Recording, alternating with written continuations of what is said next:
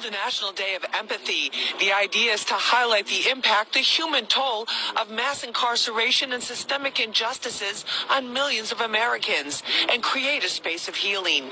Here in the city, that place is Foley Square. Today we are here to talk about the Day of Empathy and to make sure that every person that has been impacted by the criminal injustice system, voices are heard today. Lead organizer Shaniqua Charles kicked off the event and set the tone for the speakers who followed her. Activist artists like Kim Seabrook lent their voices too. We send you love and light to make it through any situation. In life we have choices. There's a way to get out. Live for yourself, not in fear, not in doubt. Got check records. Justice for all. Justice for all. Justice for all. Justice for all. Justice for all.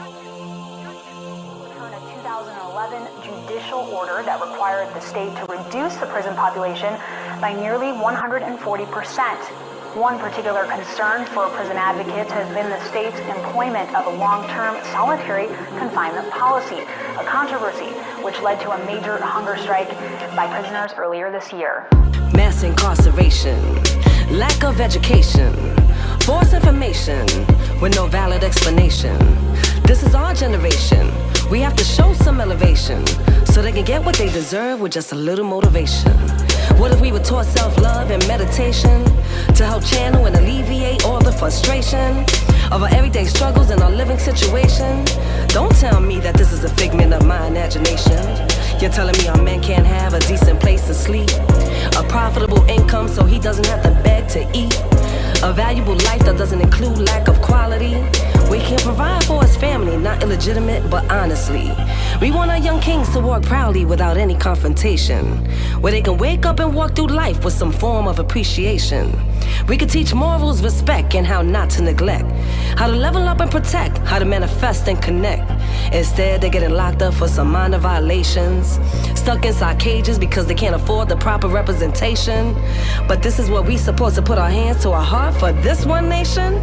They say it's under God and justice for all. I have a different observation. I see mass incarceration, lack of education, false information with no valid explanation. So to our sons that are learning to find their destination, we send you love and light to make it through any situation. In life you have choices, there's a way to get out. Live for yourself, not in fear, not in doubt.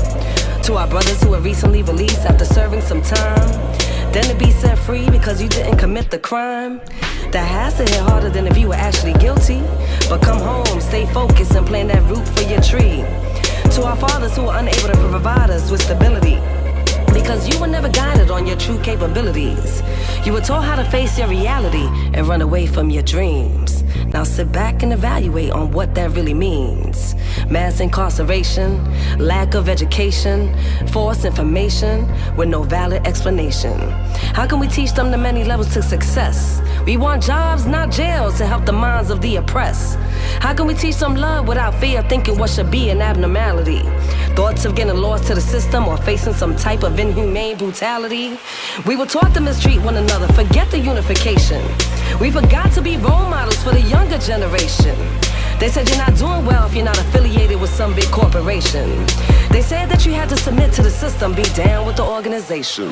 But how can we show love? How can we teach and reach out to our communities? How can we erase their minds from the distrust and provide them with opportunities?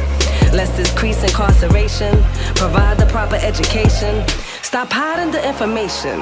I hope that I made it clear with my explanation.